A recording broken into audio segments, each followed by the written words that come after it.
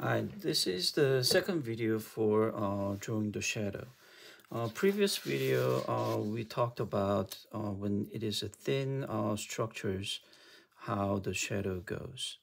To understand the thicker structure, how that works, this is I think, necessary study to do. Let's say you have a thicker structure. So I draw everything the same, and this is the structure that just like this side, right? And all you have to do is now extend the bottom. So up to that point, it's the same as the other. And let's continue this part. And then this is the parts that connects to the vanishing point, right? And this will be the shadow part, right? And that will be darker. So if I do this one again on the side view,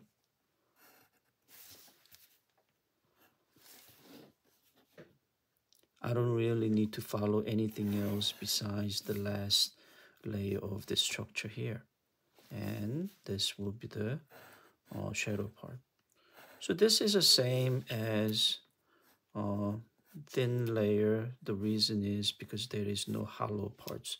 So shadow here, shadow there. But what happens when you extend, you have to extend the parts that with the structure that is open. So we'll use the same C that we did. So this is about, so half. We're going to use this, and we'll use this much thickness. Let's find the center to make everything proportionally neat.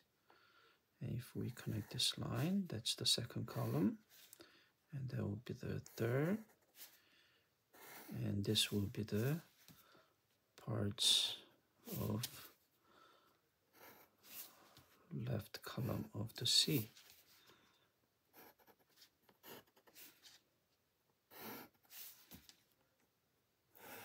Once you finish drawing the C, erase this part so we get less confused.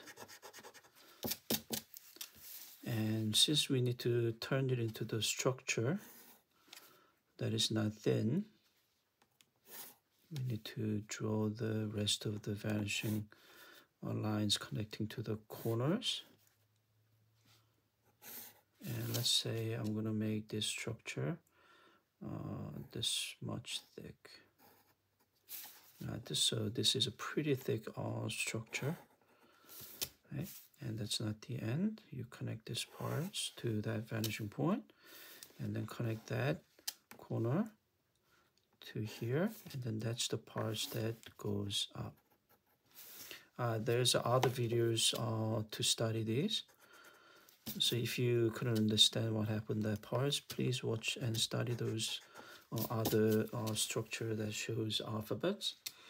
And next job is, of course, we're going to follow the same routine, that's connecting the corner to the light source vanishing point, and then connect it. So you connect that corner and then bring the corners down. Doesn't matter which one you do first.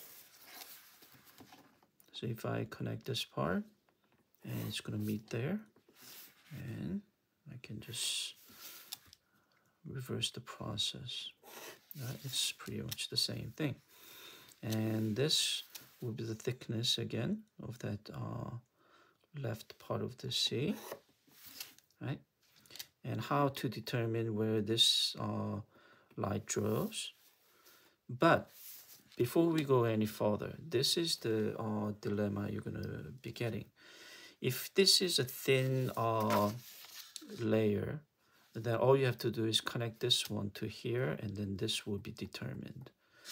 But since this is a thicker structure, I'm going to do the thicker structure here.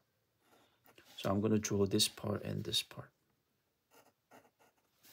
So we're not gonna worry about that part. So we just need to try to understand this structure first. Let's say you have a thicker structure, right? So this is the A part, B part, A part, and B part. So the light is coming from there. So you connect that parts, and then with the end, so this point, and there's a few more corners that you need to connect. And suddenly, this is the structure that draws all the shadow parts. So that means dark parts, and from here to here, it's gonna be all dark because of this part will be dark anyway, right? So this entire area will get dark, including because of this part is blocking and this part's also. So this corner, which is this one, let's say this is small a, and this part is small a, then if I connect this part, then this is the parts that start your shadow. So whole parts, this part will get dark because these structures are blocking it, this side is blocking it. So that's really the parts that you're going to be worrying about.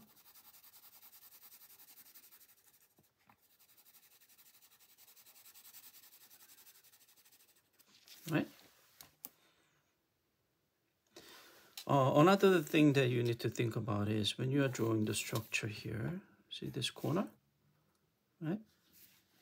See that corner and goes to meet that corner, see that? And that's the parts that will be connecting like this, right? Okay.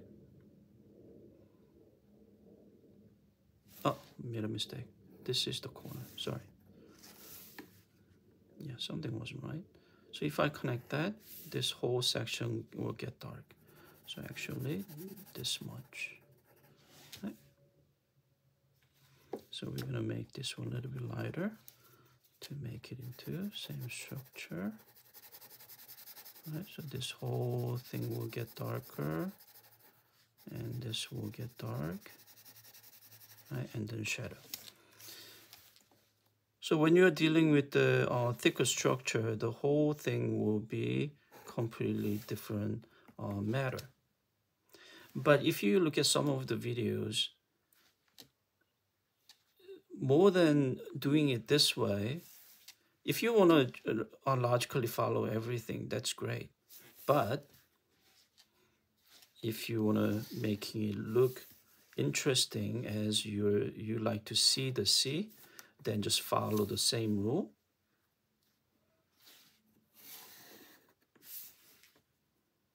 And then create a shadow C.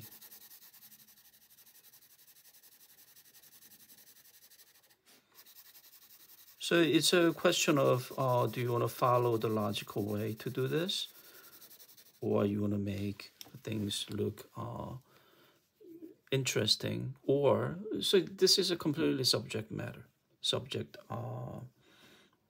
opinion. So which one you like to follow? So if the project is about the accuracy, how logically you are creating the design accurate, then you want to follow this way. But if you just want to present the letters and then letter shadow needs to show the reflection of the letter, then this might be the better way to go. So it depends on the situation, depending on the circumstances, you need to control how you want to manipulate your drawing. Since this is a two-dimensional paper creating the three-dimensional look, which way you like to go, that's really up to you. All right.